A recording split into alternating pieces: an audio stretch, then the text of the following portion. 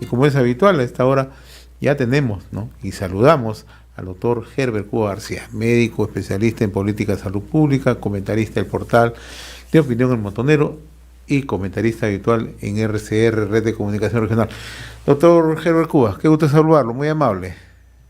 Muy buenos días y un saludo a través suyo a todos los peruanos.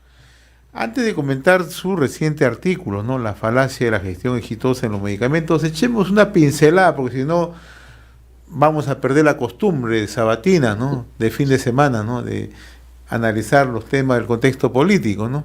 ¿Por dónde comenzamos? Por el tema de Juan Silva Villegas, sobre la presentación del ministro del Interior, sobre los cuestionamientos a la presidenta del Congreso, por el viaje del presidente a la cumbre. ¿Por dónde comenzamos?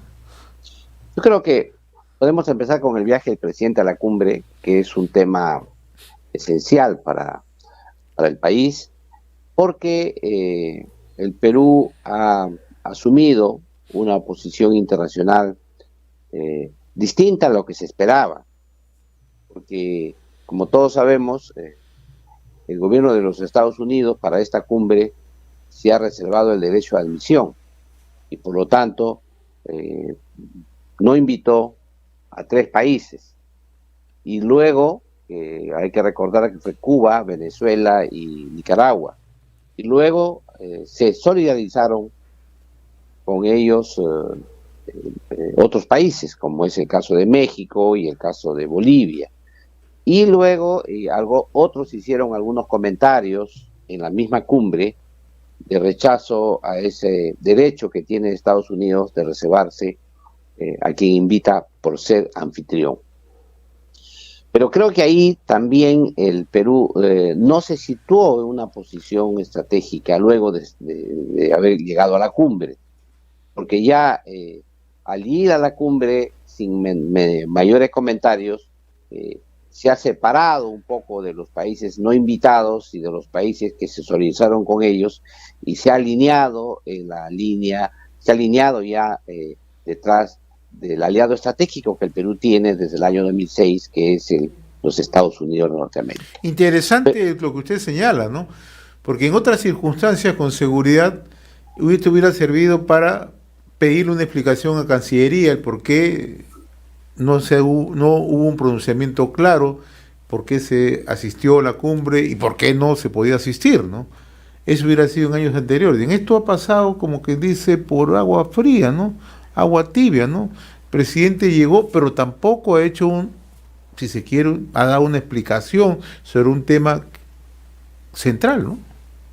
Claro, yo creo que ha sido esencial la participación del Congreso ahí.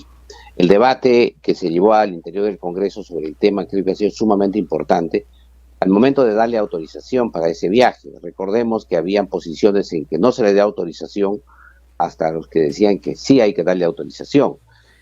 Y curiosamente, los que han votado por la autorización a su viaje, que significa un alineamiento con la política de los Estados Unidos, ha sido su propio grupo de izquierda. Entonces, en contraposición a lo que se podría esperar en otras circunstancias, porque tendrían que deslindar con Estados Unidos por no haber invitado a Cuba, ¿no? O a Venezuela o a Nicaragua. Pero ahí también lo curioso y la anécdota de la semana es la frase, ¿no? La frase que señaló Pedro Castillo, que América para los americanos, que es la esencia de la doctrina Monroe, claro, que es lo que señala la ratificación de los Estados Unidos, que trata a América Latina como su patio trasero. Entonces, en ese tema, entonces, también ha habido un distanciamiento con los sectores de izquierda, a tal punto que el secretario general del Partido Perú Libre emitió un tuit aclarándole que esa frase es totalmente inapropiada.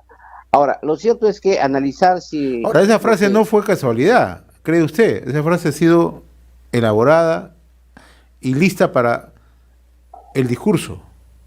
Ahí había que tener dos lecturas, ¿no? Una primera, que no sé si el presidente tenía la certeza de lo que significaba esa frase o no, pero sí con toda seguridad que la Cancillería sí tenía con toda certeza el valor de esa frase, y por lo tanto ha sido una ratificación, una vez más, de la alianza que el Perú tiene con los Estados Unidos. Yo creo que aquí el tema de fondo que deberíamos interpretar nosotros es cómo es que el Perú sigue solidario en esta alianza hemisférica y que continúa respetando por lo menos todas las convenciones, los tratados que tiene el Perú con el hemisferio. Ahora, ¿qué cree usted que va a pasar hacia adelante? Por ejemplo, la mirada hacia Venezuela, la mirada hacia Cuba, hacia Nicaragua, ¿no? ¿Qué cree que va a ocurrir con el propio Bolivia, ¿no? El propio México, ¿no? Yo creo que ahí ya el presidente Castillo ha tomado una posición muy clara. Esta es ya una ratificación de lo que había hecho con anterioridad y por lo tanto es probable que con estos países las relaciones vayan al nivel que siempre han estado, es decir, a temas de cooperación con aspectos puntuales, a temas de cooperación, por ejemplo ahora el interés de los fertilizantes, con Cuba en el tema de la educación, de la salud, cosas así, ya temas puntuales, pero ya no a una orientación estratégica mayor, que era quizá la aspiración que tenían estos países cuando Pedro Castillo ganó las elecciones en el Perú. Ahora, ¿y esto cómo puede interpretarse con Chile, por ejemplo? Chile tiene un problema muy serio, porque Chile afronta problemas internos debido a la constituyente, a la convención constituyente que debe definirse en el mes de septiembre. Entonces los pasos que deba dar el presidente de la República de Chile son sumamente cuidadosos, porque el riesgo mayor sería que no se apruebe la Constitución recién que está en elaboración, o el otro riesgo sería que se apruebe con medidas muy, ¿cómo se dice?, muy sectarias, ¿no? Y entonces el presidente quede fuera, quede descolocado. Lo que quiere de alguna manera el presidente Boric es que haya una constitución un poco más al centro, un centro izquierda, cierto, pero esa es su posición, no tanto de los sectores extremistas, digamos, de la política chilena. Y aquí el tema de fondo que ha despertado una enorme preocupación en los ciudadanos chilenos es el tema del sur de Chile, que son los mapuches, la Araucanía. Por eso es que es importante que inclusive se redefina estos conceptos de la plurinacionalidad que está generando algunas discusiones en Chile. Por eso creo que Chile tampoco estaba en una condición muy adecuada de no ir a los Estados Unidos, pero evidentemente que sí ha señalado su posición de Chile de que debería haberse invitado a todos, ¿no? Ahora hablemos de su artículo, la falacia de la gestión exitosa en los medicamentos, doctor, ¿no? Para que nos explique, ¿no? Cuando usted habla de falacias, simple y llanamente que no se ha cumplido, no se ha llegado con estas metas, ¿no? Se nos ha vendido información que no está alejada de la realidad. ¿Qué es lo que ocurre realmente en el tema de los medicamentos? Yo creo que el tema es preocupante porque el Ministerio de Salud ha emitido una nota de prensa en que de alguna manera se jacta que la Dirección General de Medicamentos y Insumos de Drogas ha tenido una recertificación del ISO 9001 y que por tanto felicita a los trabajadores, a los servidores, a los funcionarios de esta institución porque, digamos, han mejorado la calidad o persisten con una buena calidad en esta institución. Y ahí señalan los temas que han abordado. Y cuando uno analiza los temas que se han abordado, que son catalogados como de muy buena calidad, entonces uno se queda totalmente preocupado. Sobre todo en momentos en que hemos vivido durante la pandemia el terrible desajuste que hay en el funcionamiento del Ministerio de Salud y el abastecimiento de medicamentos para la población. Entonces, esta nota genera una discrepancia entre la realidad y la nota, y lo que plantea el Ministerio de Salud, o quizá entre la propia recertificación de calidad. Y ahí la nota tuvo una falencia, digamos. No aclaró qué cosa medía esta recertificación. Porque claro, como lo explico al final del artículo, si solo mide trámites administrativos, llevar papel de una oficina a otra, o si cumplen con el papeleo, es obvio que de repente eso está bien, porque cumplen, digamos, con la norma tal cual. Sin embargo, preocupa porque hay un retardo en el otorgamiento de los registros sanitarios, y hay que entender que el registro sanitario es el permiso que se tiene para comercializar medicamentos en el Perú. Entonces ese permiso ha tenido un retardo en la entrega. Luego, cuando los productos se tienen que, cada 5 años tienen que recertificarse, es decir, volver a presentar el expediente para que le vuelvan a dar otro permiso de comercialización. A eso se llama recertificación. Y en estos ambos casos hay retardo. Y como los medicamentos son de diversos tipos, para cada tipo de medicamento existe un retardo distinto en plazos, en tiempos. Esto es un primer tema que no se ha resuelto aún. ¿Y cuál es la razón, doctor, que no se ha resuelto? Mire, Indecopi hizo un estudio muy detallado sobre el tema, que fue publicado el año 2021, que lo cito en el artículo, que sería bueno que la población interesada en este aspecto lo revise. Y Indecopi señala que el tema es que hay falencias en el Perú para cumplir con los requisitos que se piden. Por ejemplo, en algunos de ellos se piden algunos análisis de los medicamentos en vivo, en vitro, o sea, en laboratorios. Claro. Pero estos laboratorios no están todavía acreditados, o hay pocos. Entonces la población, los titulares de las marcas tienen que demorar mucho en esos esperando esas pruebas. Luego el tema del reconocimiento de las buenas prácticas de manufactura también es una complicación, porque tienen que viajar los ciudadanos peruanos al extranjero para verificar las plantas donde esto se ocurre, y esto también demora. Pero esto genera que ingresen menos medicamentos, menos variedad de medicamentos al mercado. Esto hace que los medicamentos se mantengan caros, y porque hay falta de competencia.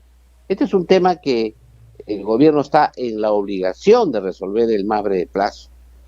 Otro de los aspectos que señala, por ejemplo, la norma, es el tema de los medicamentos controlados. Y cuando decimos medicamentos controlados nos referimos a aquellos medicamentos que son riesgosos, ¿no? Son riesgosos en su uso, como por ejemplo los medicamentos que generan adicciones, que son los opiáceos, o a unos anestésicos peligrosos, o medicamentos que tienen un uso con banda terapéutica muy restringida, que si uno lo usa puede producir la muerte si es que lo usa uno de modo inapropiado. Esos medicamentos son muy controlados, pero resulta que las normas peruanas exigen que los importadores tengan que presentar su requerimiento con 1 año de antelación. Y claro, es complicado para una empresa hacer una probabilidad de consumo en un año a otro. Y esto genera que muchas veces o traen más medicamentos de los que se van a consumir, o traen menos de los que se van a consumir, y en ambos casos generan prejuicio a la población, porque genera ineficiencia, porque se vuelve todo eso más caro y que tiene que pagar el propio paciente, o también el mismo Estado a través de los impuestos. Por eso es que ese mecanismo debería ser revisado. No necesariamente esperar 1 año para hacer un requerimiento, debería ser más flexible el requerimiento, con menos tiempo, pero también con controles rigurosos. Eso es verdad, no hay que relajar los controles porque son medicamentos peligrosos. Sin embargo, la flexibilización y mejorar en el tiempo podría aportar mayor eficiencia al sistema. Por otro lado, también se señala que